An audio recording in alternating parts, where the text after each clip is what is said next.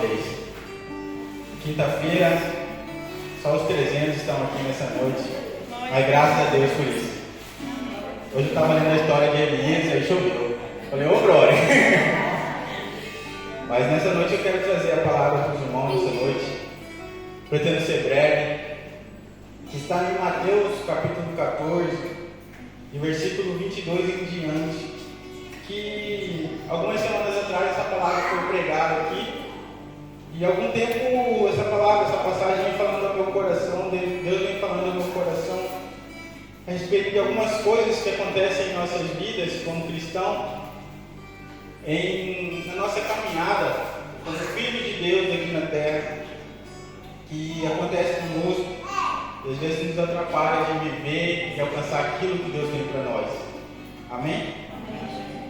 Vamos ler a palavra nesta noite.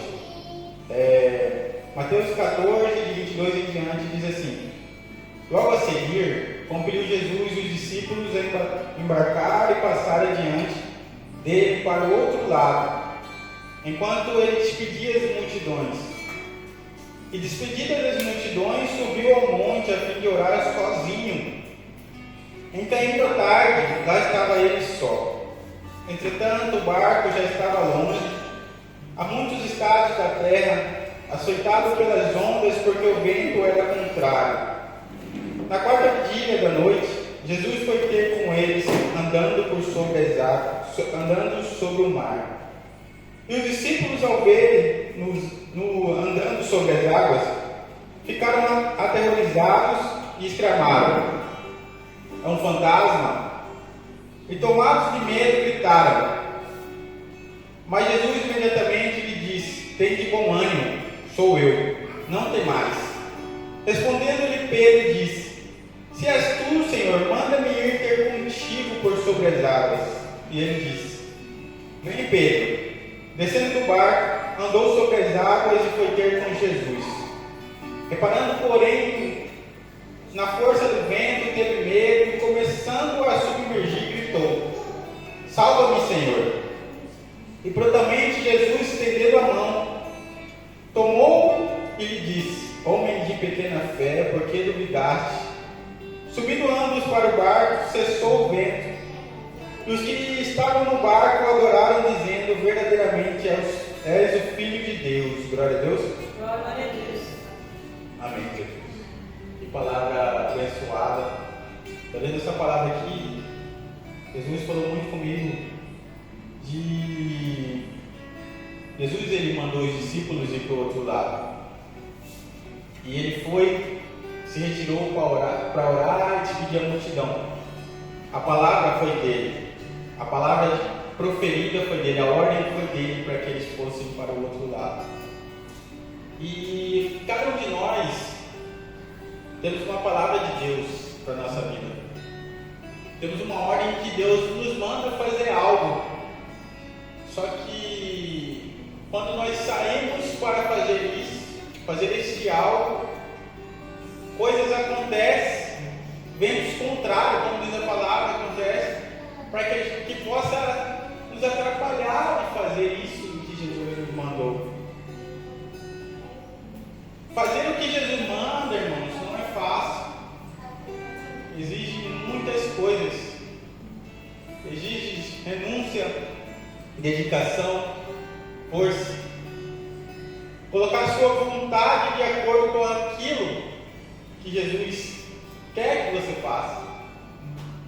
Viver uma vida em que nós possamos glorificar o Senhor todos os dias não é fácil. Nós precisamos nos posicionar e encontrar prazer nisso, irmãos.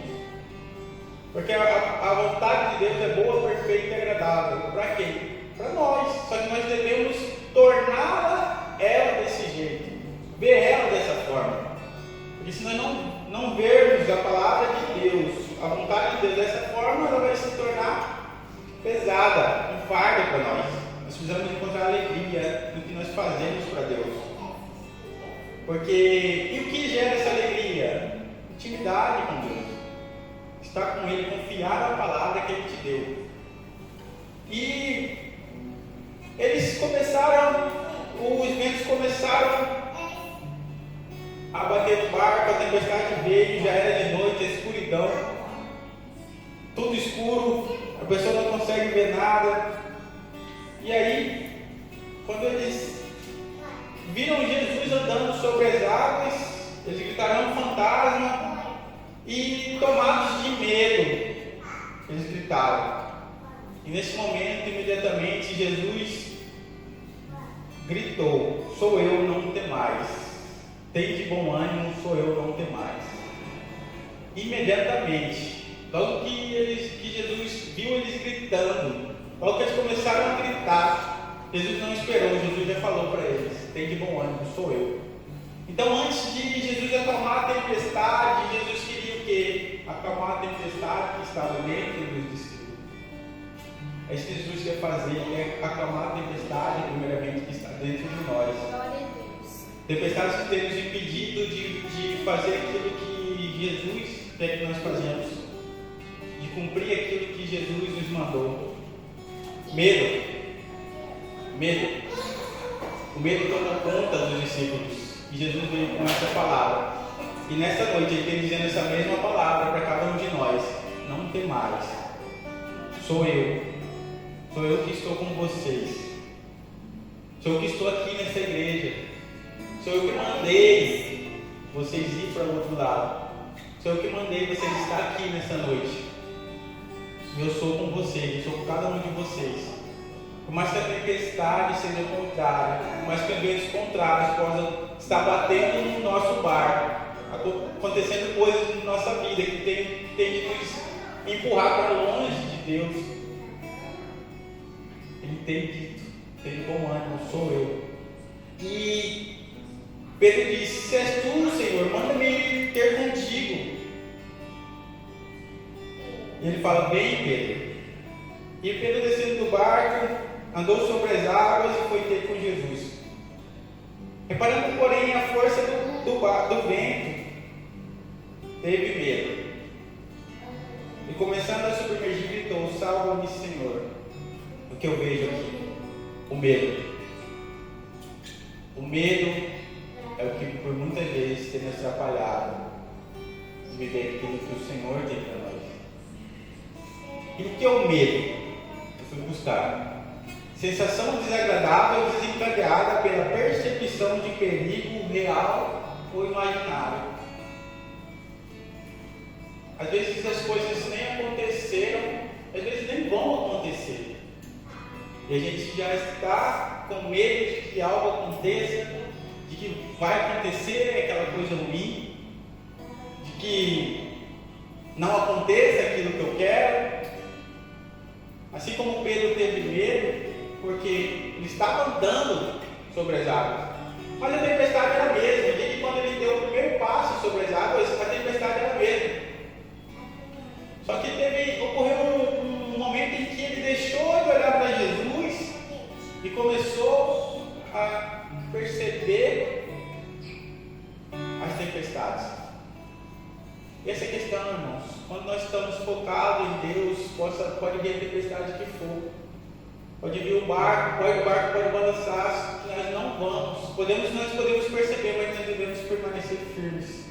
Glória a Deus, aleluia. E, irmãos, eu estive pensando que a fé, a gente crê em algo que ainda não aconteceu, algo que irá acontecer, a certeza daquilo que esperamos, que nós não vimos ainda. E o medo, por muitas vezes, é a mesma coisa.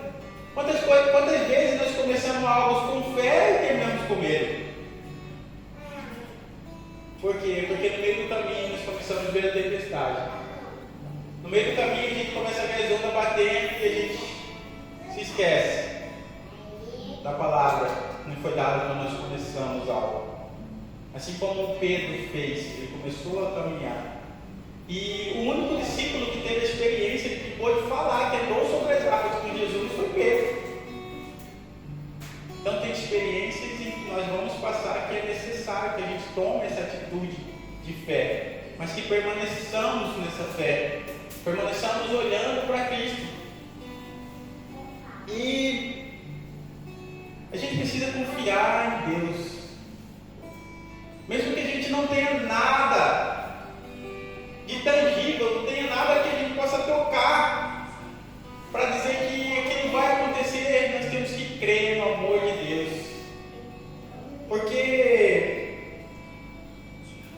E João fala, 1 João 4. Se os irmãos puderem ir lá.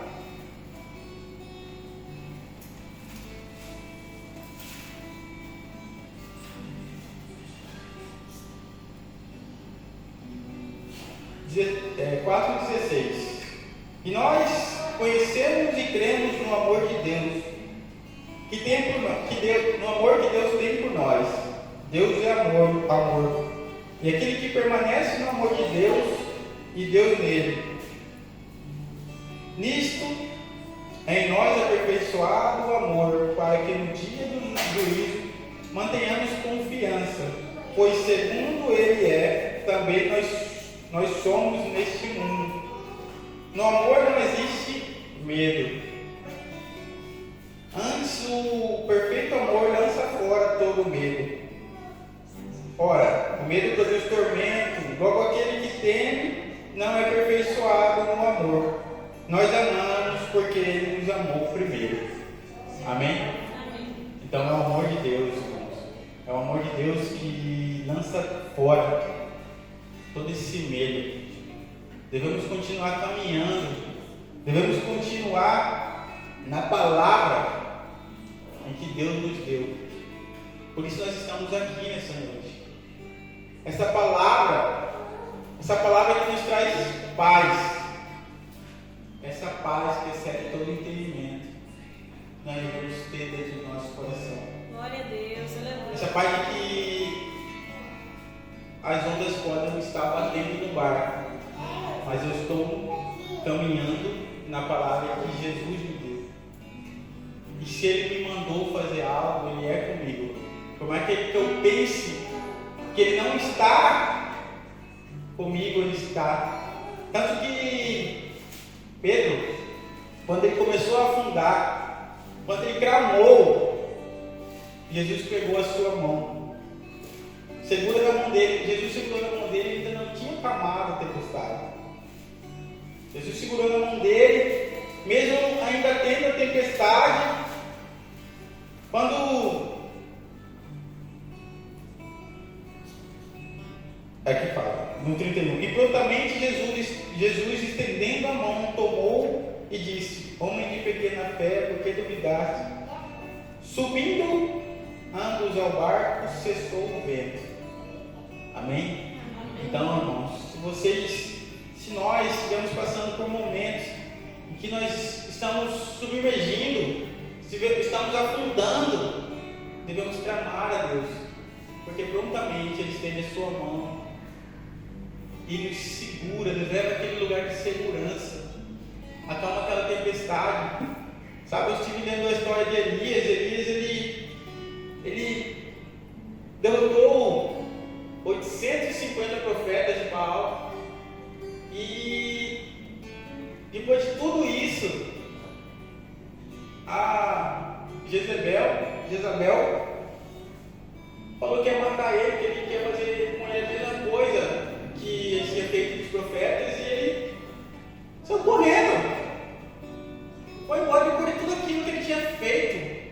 Sabe, do poder de Deus que agiu através dele, e ele deixou tudo e saiu correndo, foi se escondendo numa caverna, sabe? Irmãos, não podemos deixar que a voz de outras pessoas ofusque a voz de Deus na nossa vida. Não podemos deixar que as ameaças das pessoas ofusquem aquilo que Deus mandou nós fazer, sabe? Porque senão, por muitas vezes, as pessoas vão falar, vendo só o contrário. Quando você se levanta para fazer algo para Deus, as coisas vão acontecer, irmãos, não tem como. Aí o que acontece mesmo? Servir a Deus, pessoal, é mais difícil, porque se você está parado, se você não está fazendo nada, o inimigo não tem nada para fazer contra você. Mas se você se levanta para fazer algo para Deus, daí começa os ataques. Só que a gente não pode ouvir essas palavras, a gente tem que se manter na palavra de Deus. Porque a fé vem para ouvir a palavra de Deus. E devemos ter fé em Deus, se manter nisso. Irmãos, eu sou exemplo disso. Eu tenho várias experiências que Deus tem provado a minha fé, sabe? E graças a Deus eu tenho me mantido de pé. Minha esposa tem me ajudado muito. A gente em casa tem se ajudado muito. mas nós precisamos nos mantermos firmes em fé e continuar caminhando. Mesmo que você pense que não vai ter chão, mesmo que você pense que você vai afundar, fixe seus olhos em Cristo, continue caminhando, sabe? Não deixe outras vozes te apavorar, não deixe pessoas te falar coisas que você não é, sabe?